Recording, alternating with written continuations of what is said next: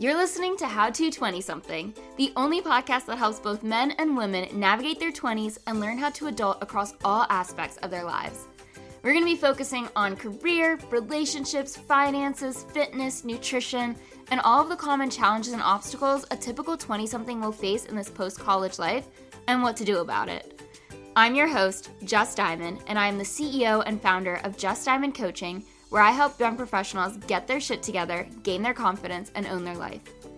No one prepares you for this adulting world, so allow me to help you feel like you are no longer a chicken running around with its head cut off, and that you actually know what the hell is going on and what your next step to take is. Welcome to How to 20-something.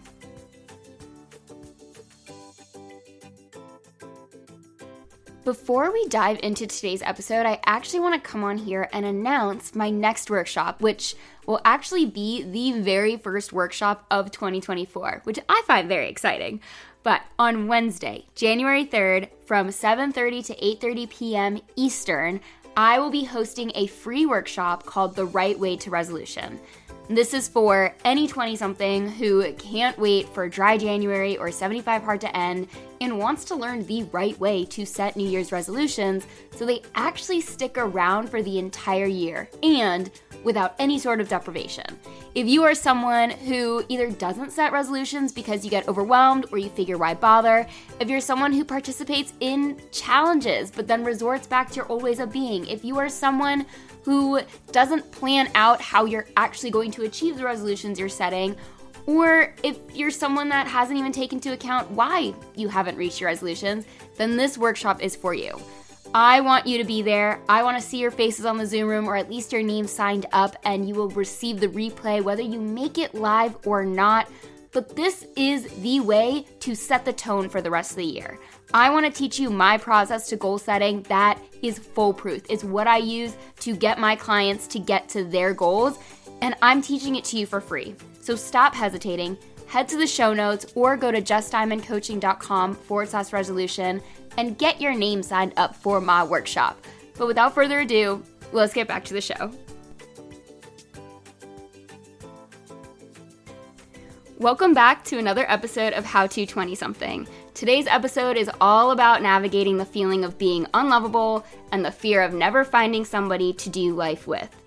Being in your 20s, you're going to look on social media and see someone from high school just got engaged, someone from college just got married, someone else is happily in a long-term secure relationship, and here you are, all alone and single as shit, thinking, will I ever find love? Or if you're currently in a relationship, maybe it's the fear of, if I leave this person, will anyone else ever find me lovable?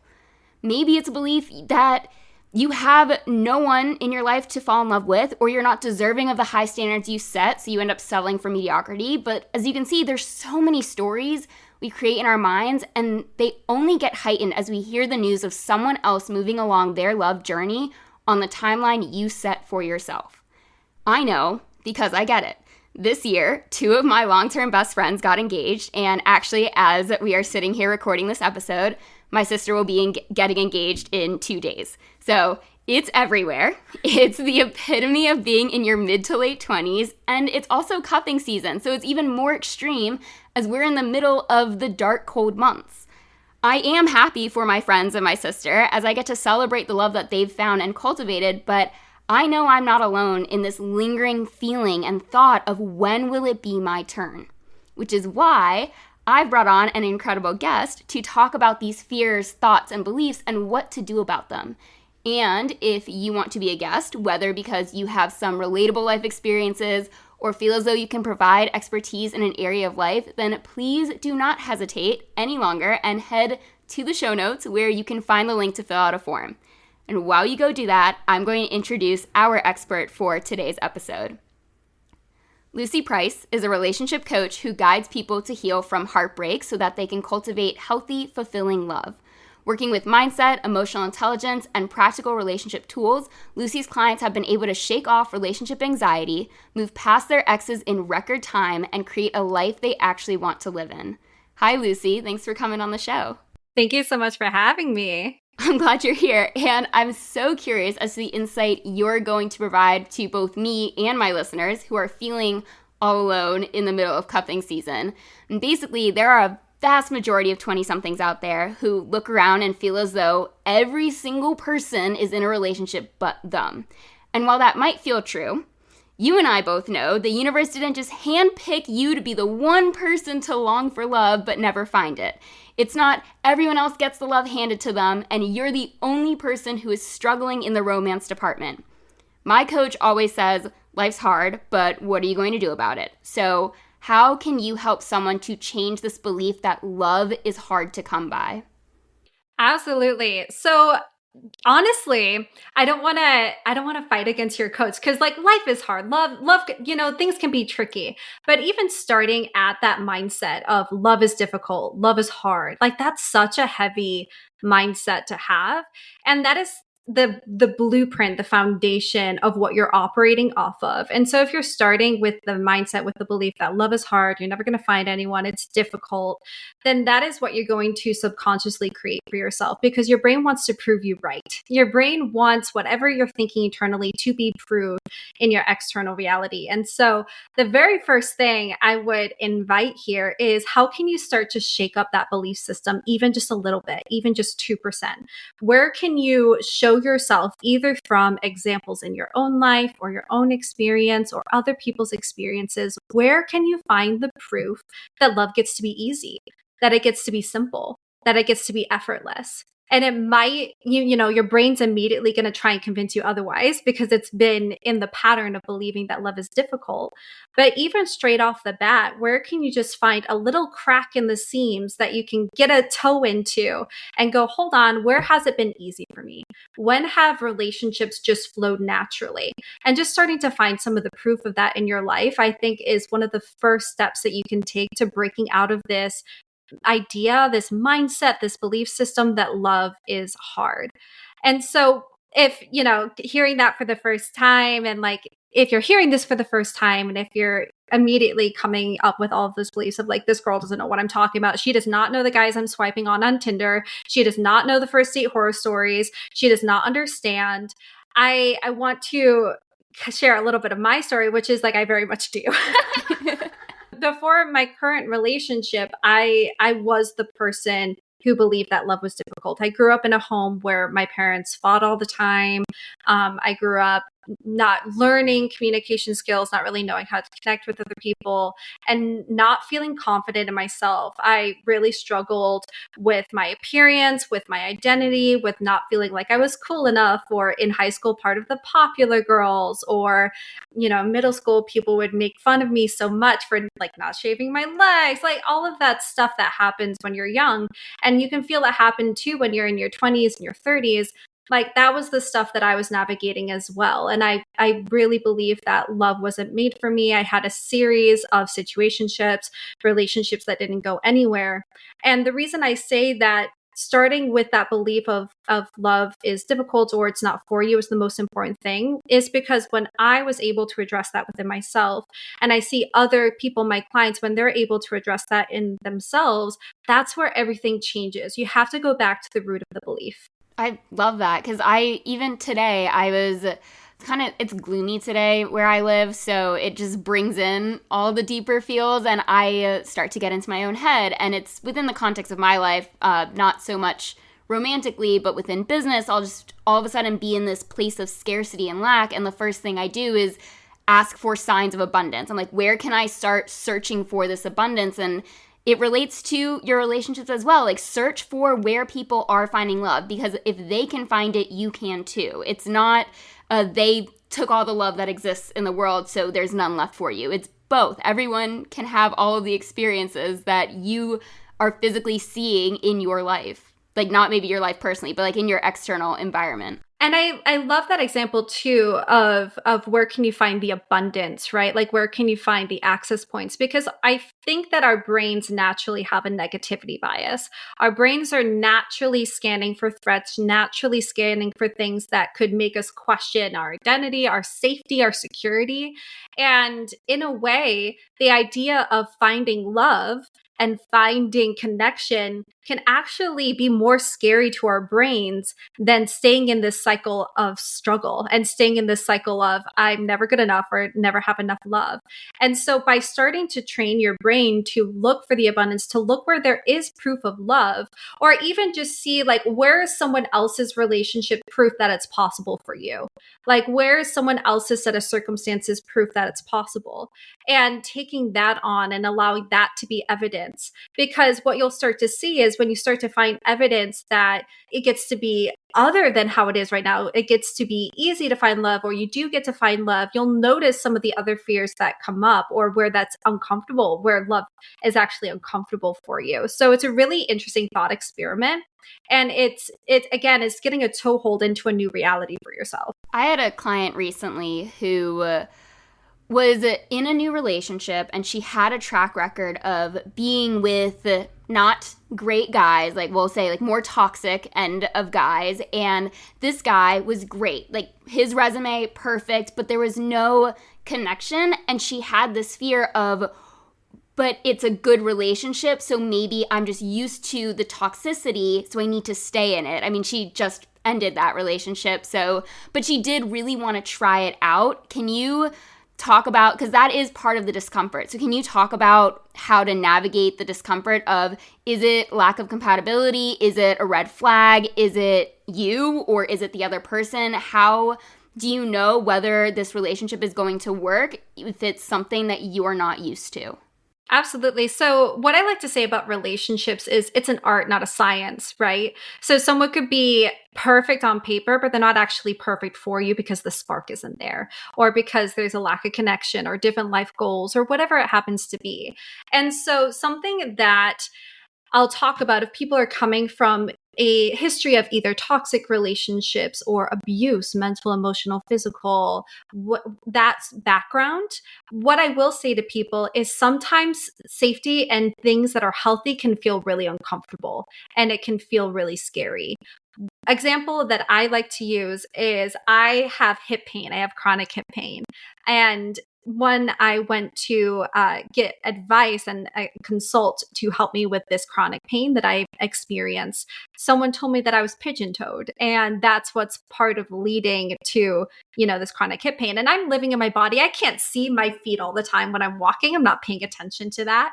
And as soon as this woman pulled open my hips, I say pulled open my hips, like adjusted my gait, adjusted my stance, and asked me to walk, it felt really uncomfortable. It didn't feel right because I was used to walking a different way for 20 plus years.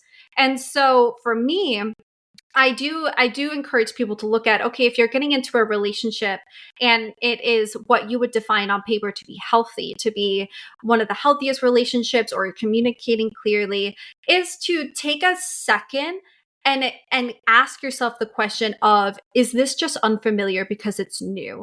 Am I waiting for something bad to happen? Am I missing excitement or adrenaline in some way? Because what happens in the relationships that are more of a roller coaster is that our hormones also act as a roller coaster. So we have these dopamine rushes, these endorphin rushes, and then we have these crashes as well. And our bodies physically get addicted to that hormonal cycle of peaks and lows, peaks and lows, peaks and lows. That's what we view to be exciting. And so when you're in a healthy relationship, it can feel stable, and that can feel really intimidating because it's just something new. So what I encourage people to do in that situation when they're questioning, okay, is this the wrong relationship for me, or is this just new? I ask them, how can you create excitement that isn't coming from a guy not texting you back? How can you create excitement that is not from, are they loving somebody else? Are we fighting about something? This push and pull, breakup, makeup, that cycle. How can you create excitement that isn't from fear, or isn't from loss, or isn't from scarcity? So I encourage them to look at, how can you create connection and excitement and trust and more joyful things to get that sense of spark, that sense of new and interesting that you can sometimes get as a byproduct for a roller coaster relationship. So that's kind of the first thing. The second thing I'll say is, to not discount compatibility. So when you were describing your client, what the first thought that kind of came into my head is that sometimes the relationship can be really good, but it's just not the good you want. It's not the good that fits for you. You know, you can have the perfect relationship, but that doesn't actually mean it's perfect for you and what you want and your life. And so part of what I do talk to my clients about is this idea of compatibility. Are you actually compatible? So for me, compatibility comes down to your shared values, your shared goals, your intentions, your direction in life, what you want your lifestyle to be, your communication, how well you are physically attracted to each other, emotionally attracted to each other. And then also, what is most important for you in a relationship? Because sometimes we have this idea of how relationships are supposed to be, and we're comparing it to someone on social media or some random expert that we stumbled across on Instagram or whatever. And I'm not saying that that's not beautiful examples of relationships, but you have to get really clear on what's important to you. One of the best pieces of advice that I got was actually around shopping and luxury items. And the piece of advice was, don't spend your money on what other people are saying is luxury. Spend your money on the things that you actually feel luxurious with when you engage with it or buy it. So for me, like, for example, what's important to me in terms of like luxury is like, I love a really nice leather coat. I love, a fancy coffee. I don't really care about getting my nails done. It's the same thing for relationships. Do you really care if your partner is funny, if really your value in a relationship is more having intellectual conversations? Do you really care if your partner wants to be have a certain kind of career or what their job title looks like if they're not treating you the way that you want to be treated when you get at home? Like, just being really clear for yourself of what is actually important to you in a partner and in a relationship. Because when we're comparing to people we either don't know or people that we do know in our lives but have different values, expectations, standards, lifestyle goals, we can get really muddy in what we actually want for ourselves. And that can kind of perpetuate the story of like, everyone else gets to have love, everyone else gets to have what they want, without really being even clear for yourself what you actually want in a relationship. Yeah, I mean, I agree with all of that. In a earlier episode, I talk about like your values, your qualities, like what do you want to prioritize in yourself, and what is that, how does that show up with another person? And then with clients, I've done your non-negotiables. I do that with career. I do that with your life in general. Like, what are you choosing to do on the weekends? And it goes also with your non-negotiables when finding someone. Like, do they check off your boxes? And I know that sounds so cliche of like, you can't like find a person that checks off all of your boxes. Like, well, you can. The really important boxes. We're not saying 25 different things, but there's like a top 5 that are so important to you and who you want to spend your life with that need to be checked off. And that person does exist. I want to backtrack to you mentioning the spark. And a lot of things that come up in the media is the butterflies in your stomach and how that's actually red flags. That's your body signal telling you, like, stay away, this isn't good. But then there's also butterflies of it's exciting, and it's a good exciting. Can you speak to that and how, like, your beliefs on it, or how you've navigated that with clients or with yourself, and what that looks like for you? Yeah. So when it comes to the idea of the spark, okay, I just gotta say that media is gonna have polarized opinions either way. And so much of life is nuanced. The reason that it's polarized to begin with is just because that's what captures the attention of the viewer when they're watching it. So I kind of have that opinion first. Like, you're going to have experts who say one thing, like the butterflies in your stomach is the red flags. And that same expert is then going to turn around and say, oh, the butterflies that you're experiencing is excitement and love. Like, it's just going to happen. And so the very first thing I want to say is just that it is nuanced. But kind of going back of like, how can you tell, or how I think you can tell, like, is it the red flag or the butterflies or whatever, is how safe and secure do you feel with this person and within yourself? So, for example, if you're having the sensation of butterflies and you're having really beautiful conversations with this person. You're liking the communication flow, you trust them, you feel secure in yourself, then that's probably a sign that, okay, things are exciting, and you're feeling this way because you're excited and engaging in new relationship energy, and you're getting to know someone for the first time. It's like doing a hobby and realizing that you like it and you're good at it, and you just get excited and you want to do it again. When I think the butterflies are an indicator that something's wrong is when you're feeling insecure in the relationship, when you are questioning your worth because they're not texting you back, or you are just frustrated because they're not engaging with you, they're not having conversations with you, you're not actually able to talk about your interest and what you value as a person. So it's almost like the quality of all of the other experiences as well. Because to sit here and say the butterflies are one way or the other, it could be red flags, it could be love, it could be that you're hungry, it could be a lot of different sensations. But I do think that you have to look at the other indicators on the table. And also indicators of, do you always feel anxious in relationships, or are you kind of just feeling anxious with this one person right now? And what in the dynamic of this relationship with this person is leading to anxiety? What thoughts are you thinking? What are the circumstances? But I think the feeling in general is just a feeling until you start looking at the other clues in the picture. Yeah, I think it's safe to say that if you are nervous to text this person and then send the text and throw your phone across the room, it's probably not good butterflies. Mm-hmm. Yeah, like if you are terrified that sharing your thoughts or your feelings or your needs or your desires is going to lead to this person leaving you, there's something more going on there, and you have to look at that.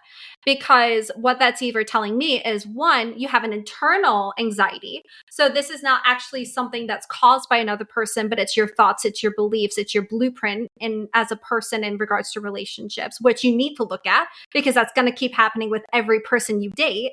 And you're going to think every person is a red flag, when really actually it's just you have a thought system that's not serving you.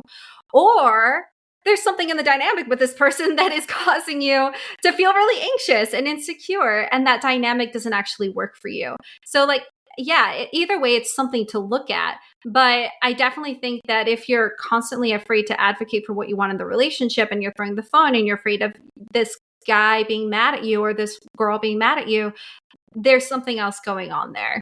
And I would even say a large part of this, for especially people in their 20s, is accompanied with this feeling of not feeling lovable, or not like being able to receive love. And one of the affirmations I say every night to myself is, I am loved, loving, and lovable, to constantly assert the belief that it's true for me too. I am single.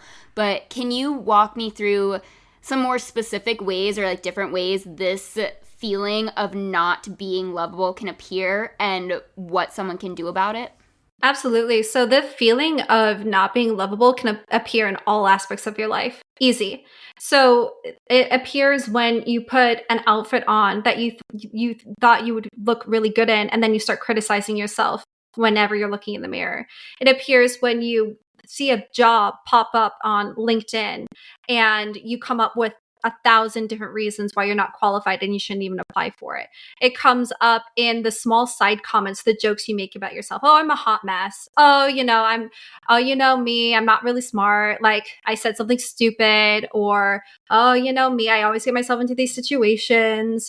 It comes out in the side comments. It comes out in the jokes you make about yourself that aren't really jokes.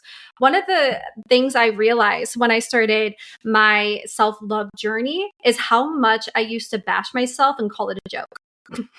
Like, if someone outside of me said half of the things I would say and laugh at about myself, I would not want to know that person, because it is frankly mean, and to make so many jabs at yourself.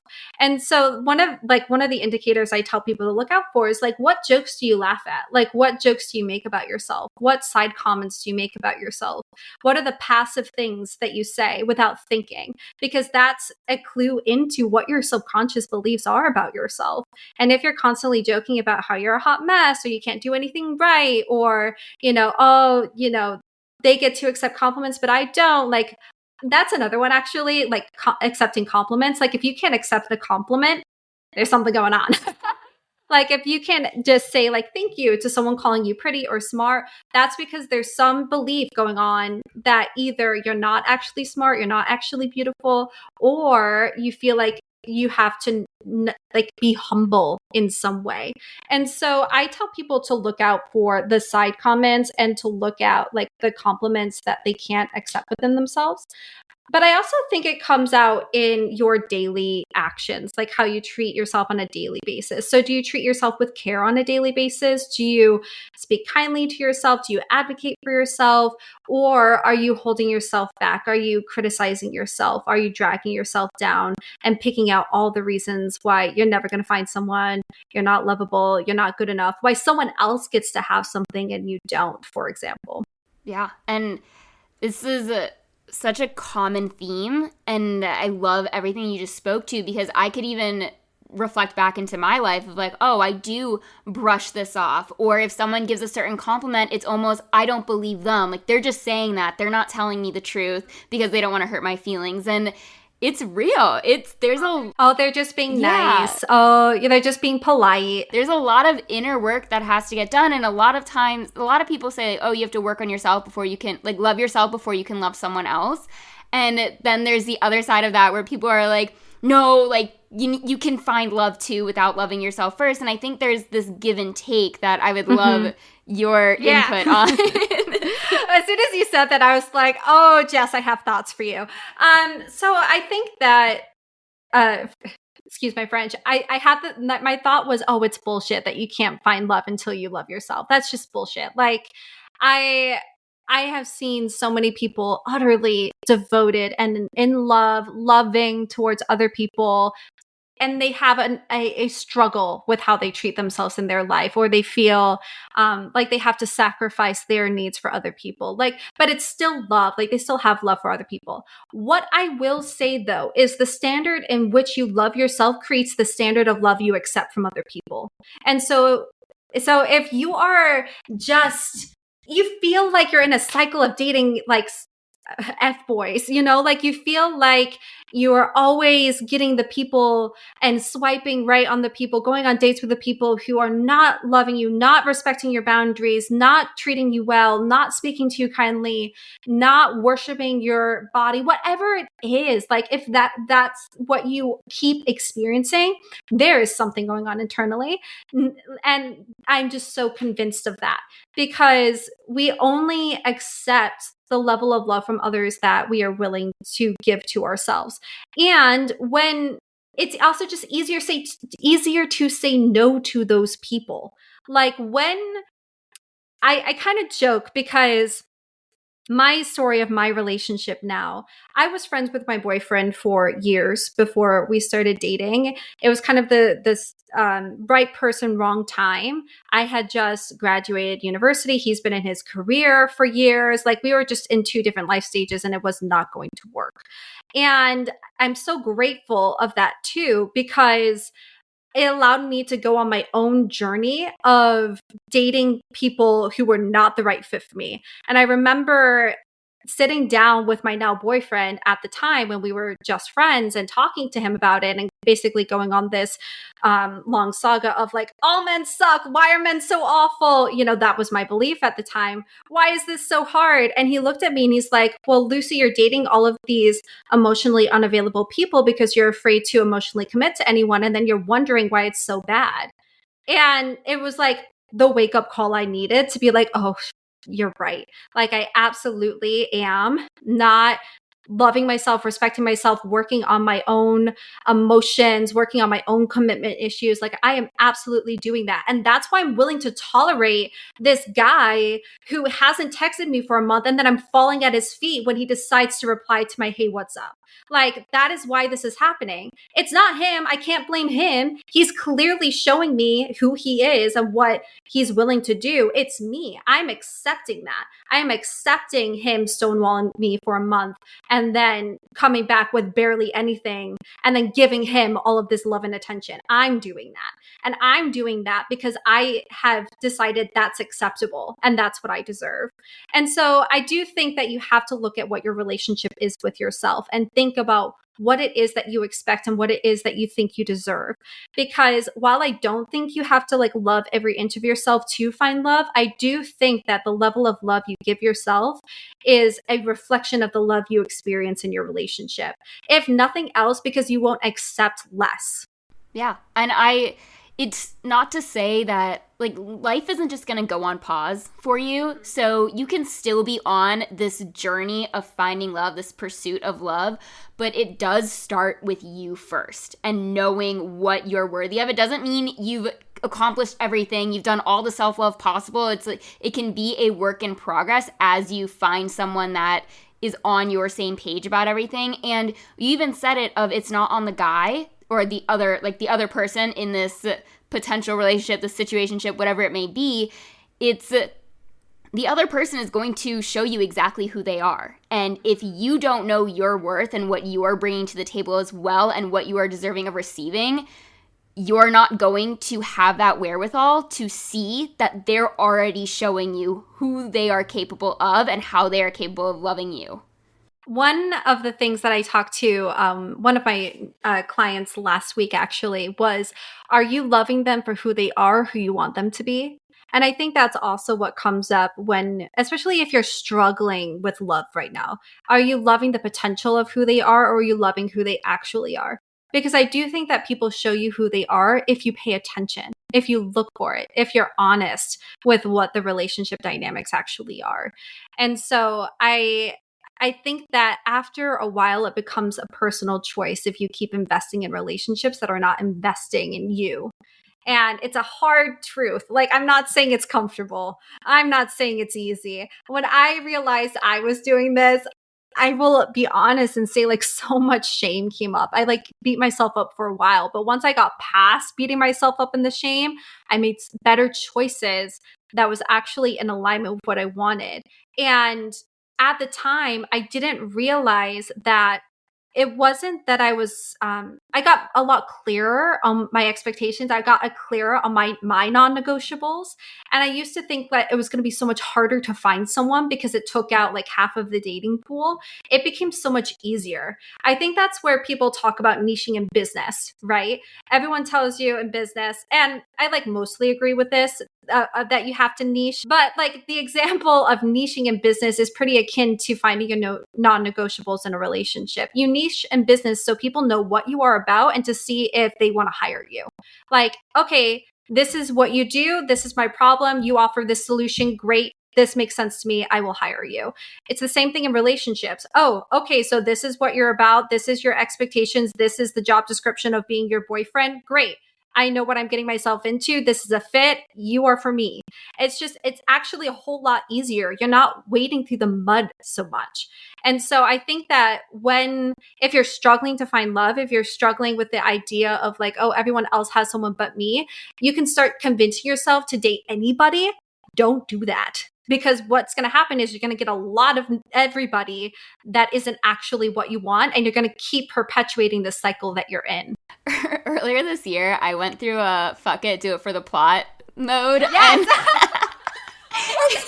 So much. And instantly character energy. Had the most, like, the biggest array of people, like, guys not flooding, but it was, like, 3 different guys that the universe was like, you said anyone, so here is anyone. And I was like, I take it back. I actually don't. I don't want just anyone. I want my type. I want who I want. I know what I want, and these guys are not it. And it was just a really funny thing that you brought that up. But I think it also comes to this fear of, more so for the people that are in a relationship right now, of never being able to find another person, so they're going to stay with this one. And I mean, I've only ever been in one serious relationship. It was for 3 years. My sister who's about to get engaged. This is her only serious relationship she's been in. So it's this constant kind of buzz in our head of, do we leave? Well, I know she's happy in her relationship, but I have friends where I see them and I'm like, you should leave. Like, this is not, you deserve better, but they also don't have the confidence or know their worth enough to know that being with this person is actually worse for them than just being by themselves. So what are some mindset shifts or even some more self-love actions someone can take who shares this fear of never being able to find someone to love and be loved back after leaving a relationship? First, I want to start with a client story, and then I want to give some more like tangible things. But I had a client who started working with me because she was in a long-term partnership and is at a phase in her life where she wants to get married and have kids and settle down. And being in her like mid 30s feels the pressure of the clock, the biological clock. And when we first started working together, all of those fears were present. And it was the fear of like, am I going to find anybody? Am I going to have this life? Am I going to have kids? Am I going to create this future for myself? Did I just lose the love of my life? All of those fears that are so human and real.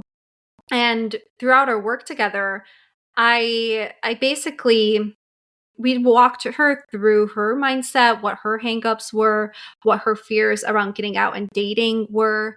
And within, I believe it was 4 months, she started dating someone new. And now they're in a committed partnership with each other. And so the first thing I want to say is it can happen faster than you can imagine, like finding your person, finding a healthy relationship, finding someone who treats you well. It can happen faster than you could ever believe or conceive for yourself. As soon as you're willing to do the first movement, I have the belief that the universe is going to back you up. And I've seen that in my own life when I quit my corporate job, when I did my yoga teacher training, got all of my, started a new path for myself. It was terrifying to think about quitting my job. It was, benefits, it was money, it was rent. And the idea of leaving all of that was absolutely terrifying. And it was the best decision I made. And so I think that sometimes if you take the leap, the universe will catch you and you have to trust that. But more importantly, trust yourself. And that's where we kind of get more into the nitty gritty. How much do you trust yourself to be okay no matter what? Can you trust yourself to be okay alone? Can you love yourself single? And if not, there are your gaps. What about that? What are you making being single mean? What are you making being alone mean? What are you making love mean? Being in a relationship mean? Are you attaching so much of your worth and identity to this relationship? Or is it that you don't want to be alone? Like really getting underneath that. So some of the practices that I talk to my clients about is just what is the true belief, not the surface level. So I guide my clients through a process called the 7 layers of why. It was created, I believe, by Joe Stumpf. But it's basically when you have a thought, when you have a belief, asking yourself why 7 times to get to like the root of what your actual subconscious belief is. So if you have a fear of being single or fear of leaving your relationship, I would encourage you to go through that practice and get really clear on yourself. What is the actual fear? What are you actually afraid of? Because that's going to show you what to work on and what you need to shift your mindset around it. I also will say that this is the studies aspect of things, but studies have shown that people who stay in relationships that are unhappy rather than be single are just less happy overall, less fulfilled, worse job opportunities, shorter life expectancy, like all this stuff, because being in a relationship that you're not actually happy in causes a lot of stress. It causes a lot of anxiety. It causes you to create a life for yourself that you don't actually want. And so when you're staying with someone because you're afraid of being alone, you have to recognize the actual scope of what that trade-off is. Okay, so you're not alone, but are you living in a place that you don't want to live, working a job you don't want to work, with a person who you don't even like to come home to? Are you fighting every night? Like, what is the trade-off of that decision really? Because you might think that the trade-off is, well, I'm just not alone or I'm in a relationship, but the trade-off is so much more than you realize. And that can be really scary to see. But I also think that sometimes the kick people need to recognize this relationship isn't for me. Like, I don't actually want to live this life that I'm living with this person. And again, it can be scary, but what are you making that choice mean? That's one of my favorite sayings, is just like, what is the story you're telling yourself? What are you making this mean? What are you making it mean that you want to leave this relationship or even stay in it? So getting really clear for yourself what the actual fears are, what the actual beliefs are, I think is important. But then also recognizing, what are you trading out? What are you giving up to maintain this relationship, to maintain this lifestyle? Yeah. And I even say, I mean, this is in studies, this is how women work, is we're very much in our heads. So if you're like, a very good telltale sign is if you look at your relationship and you think, wow, my sex drive is almost non-existent, there is a bigger issue at hand. It's not you, it's not your libido, it's your relationship. And speaking to that and understanding that that is a big issue and it has nothing to do with you personally. There's nothing wrong with you. I dealt with that. I thought there was something wrong with me, but it wasn't me. It was the relationship I was in. And it's a more of an objective stance to, is it time to leave this relationship? Is this relationship no longer serving me in the way that it once was? And are we at the point of no return? Mm-hmm. And also, if you were even slightly in the place of questioning your relationship, I have two thoughts now. First, relationship anxiety is a thing. So again, if you experience relationship anxiety, if you constantly feel anxious, and that's a trend in your relationships, I would address that first, because sometimes you can be afraid that you're with the wrong person, but it's anxiety and not actually the truth of how you feel. But if it's not relationship anxiety, then what I would encourage you to do is plan out leaving. It's scary. Like, that makes it real for a lot of people.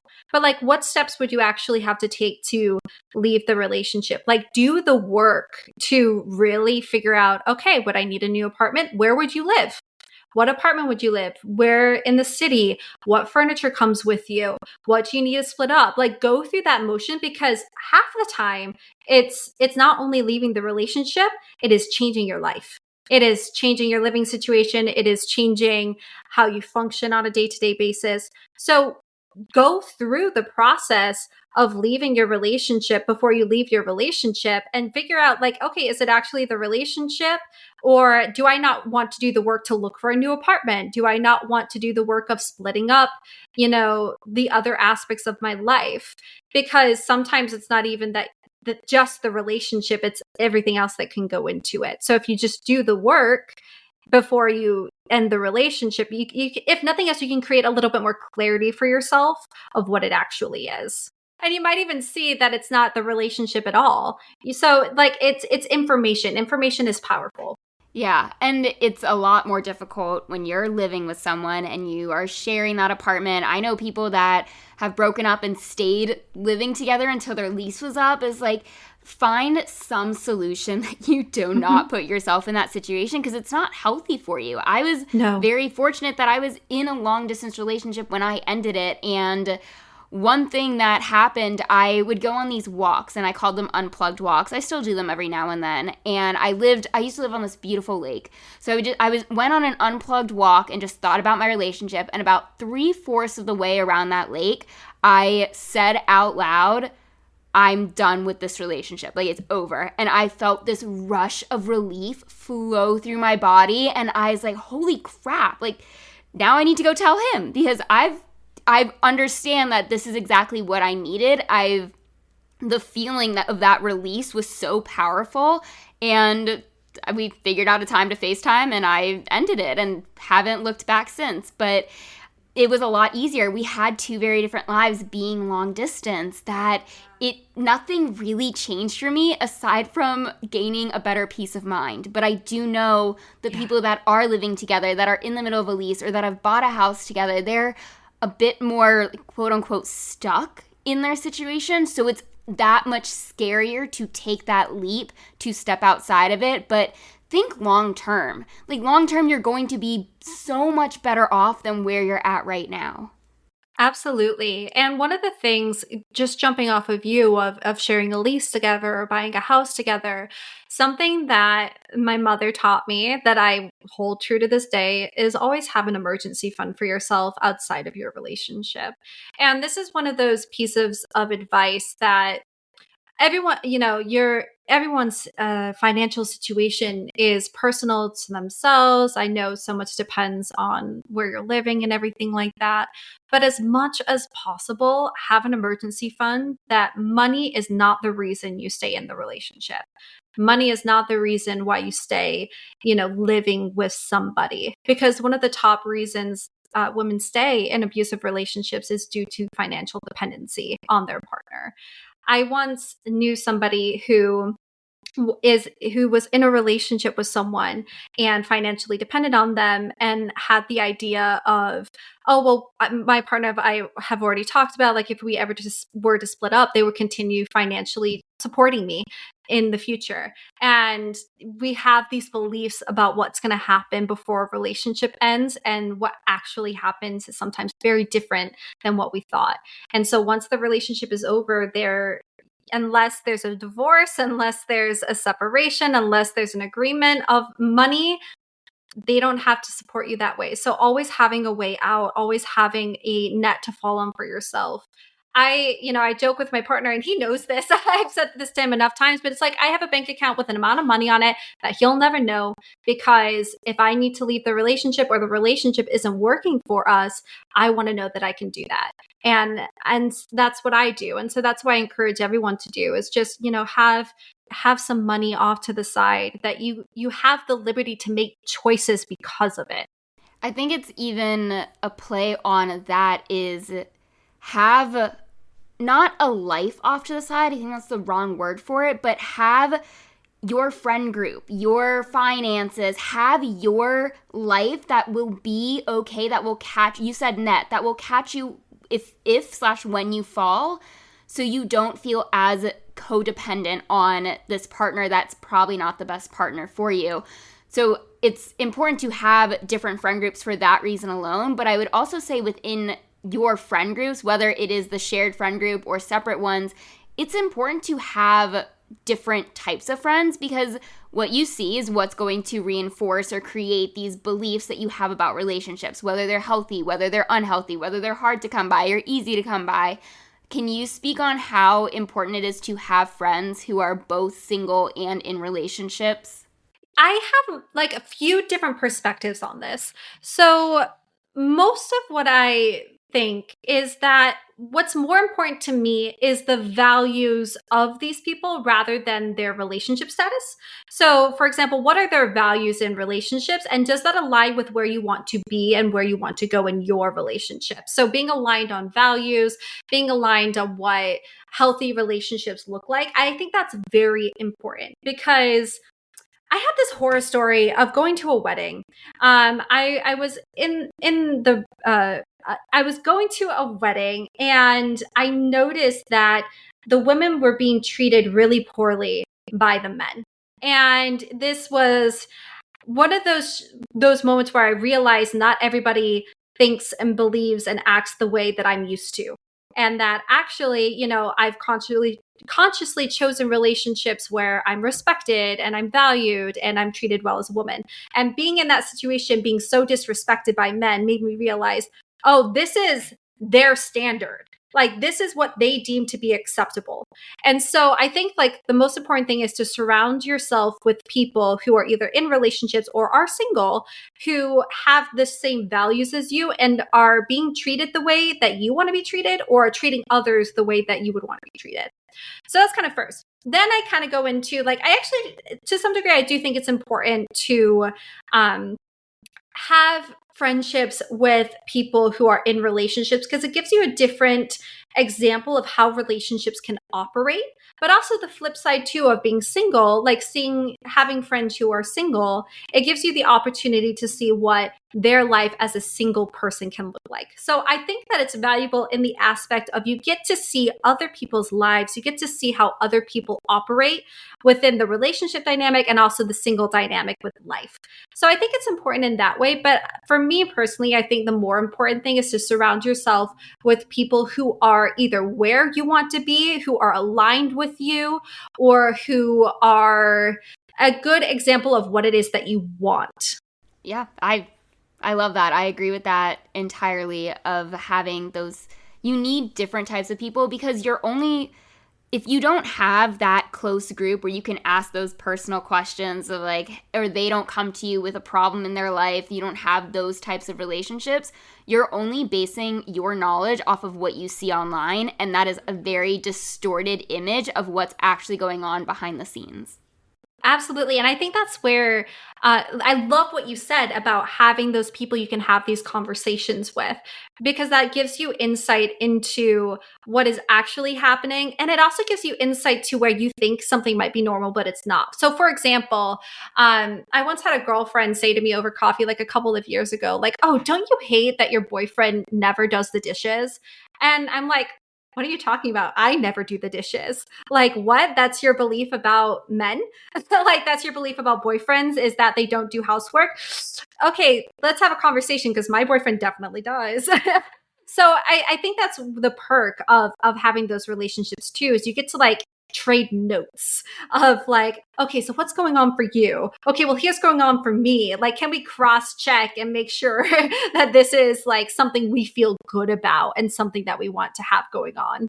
Are there any common struggles that you see amongst your clients, or maybe something that a pattern you've broken within yourself that are people trying to get back into the dating world and find their forever person? Yeah, absolutely. So I would say communication styles tend to be the big one. So the anxious attachment and the avoidant attachment, those are two common threads that I see as being struggles for people of either one party wanting to continuously or constantly talk something out or needs constant reassurance, and the other partner maybe like stonewalling or avoiding conversations or avoiding conflict, doesn't like getting into conflict, tries to like push emotions down. So I would say how people communicate, how people engage with each other is often a common struggle. But what I see in terms of getting back out into the dating pool is people have a lot of, I call it mind drama around dating. And I think it's because getting out and going somewhere, getting dressed, going to a restaurant or going to putt putt or wherever it is you're meeting this person and talking to someone new is intimidating. And you have to find the fun in it. You have to find the enjoyment around the dating process, because I think part of what's intimidating for people in getting back out into the dating pool is just this overwhelming like concept of, oh, now I have to put myself out there and I have to talk to people and I have to do my hair and I have to leave my house. And we come up with all of these obstacles between us and dating. And so removing those obstacles as much as possible, making it more fun for yourself. How can you make dating fun? How can you make meeting and engaging with people fun? Or how can you make it more efficient? Like if fun isn't the thing for you, how can you make it more efficient? So for me, when I was dating more actively, I would have this internal, I say internal, I would have this low key rule for myself of, and I told the other person this, like, hey, let's meet up for coffee. Let's sit down for an hour. If after an hour we're not feeling it for whatever reason, let's call it. Like, no ego bruise, no harm, no foul. Let's just call it. Because I think that also what intimidates people in getting back out into dating is like, oh, I have to spend 3 hours with this person that I might not want to spend time with after 20 minutes, So just like, how can you make it easier for yourself? How can you remove some of the obstacles for yourself? Yeah, have that friend to call you with an emergency. We've all been there. Make some Yeah, excuses exactly. to Send why you that have text. to leave. Yeah, exactly. And so I think just where are you making it more complicated than it needs to be? And I think, yeah, the big thing that I see for people getting back out into the dating world is just feeling the intimidation of dating again. And that's something that I think we have way more control over than we realize. Mm. I like that. I preach control. Where do Yeah. you have control? Yeah. And take control. I mean, it's why my program that I take my clients through is called Own Your Life. It's because you are in charge of your life experiences. You just have to find where you're in control and act accordingly. Yeah. And this might sound like a little bit of a twisted thing when you're looking for love, but like, where are you choosing to be single? Like, where's that choice? Where's that choice coming from? Like, where are you shutting down connections with other people? Where are you shutting down the potential of connections? Because I can't tell you how many people I've talked to, not clients, but just like casually over dinner or coffee or something like that, where someone will find out I'm a relationship coach and they'll go like, oh yeah, I'm single, you know, I've been single forever. And I'm like, well, what are you doing to get into a relationship? On, you know, like I'll go on dates or I'll swipe on the dating apps, whatever. But like the reality is, okay, so you're staying home, you go to work, you stay home, you watch Netflix, you wake up, you do it all over again. You meet the same people at the same places day after day to day. And you're wondering why you're not finding anybody new, you know? So like, where are you contributing to being single? Where are you closing off connection? Where are you actually not available for a relationship, even though you think you want one? So just like finding the reasons like, okay, where are you still choosing to be single? Yeah, you mean my dream man isn't just gonna plop onto my couch out of nowhere? Right? That doesn't happen? No, I mean, like the universe sometimes does the cat distribution system for boyfriends, but like it's rarer than cats. And I've been waiting for a cat distribution and it has not happened. So like I think that's the thing. It's like we all, of course, we all want it to be the fairy tale, you know, oh, someone drops a handkerchief and the most romantic, handsome guy picks it up for you who also happens to own his own tree company, you know, like of course we all want that. But I don't want to put a damper of like the reality is, but like the reality is that there are so many people who would be a fantastic fit for you if you just opened up and had a conversation with them. How often are you in a coffee shop looking at your phone instead of making eye contact? How often are you having even small engagements with other people? People forget that we used to find relationships in the wild and not on dating apps. Like, I prefer the wild. That's like I don't like dating apps. I prefer I call it the old fashioned way of just being out in public, but it does take longer. I don't go on as many dates, but I'm also going to places that I want to be at. And I know I'm not going to find the man of my dreams at a bar because I don't want to be at a bar. I'm going to find them at the gym. That's where I like to be.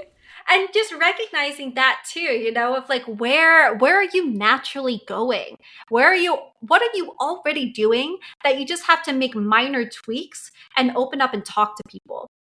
I think that's the secret sauce to finding someone really. Like out the old-fashioned way in the wild, it's just what are you already doing? Where do you already like to be? What are you already interested in? And then how can you open up and have conversations? Because even if the person you talk to at the coffee shop isn't the right fit for you, they might have a brother, they might have a friend, they might have a nephew. You never know. Yeah. Is there we're just gonna wrap it up from here as we're approaching, I don't like to go past an hour for anyone listening, but is there anything else that you want to say? I mean, this whole episode has been a lot of eye-opening just for me personally that I know people listening are gonna be like, oh my God, themselves. But is there anything else that you want to say to someone in their 20s and who feels like everyone's in love but them? If you're feeling like everyone is in love but you, the first thing I would encourage is to pour more love into yourself first. Like really develop a loving, secure relationship with yourself. Fall in love with your mind. Fall in love with your personality. Fall in love with your body. Go through that process of falling in love with yourself because that is setting the standard.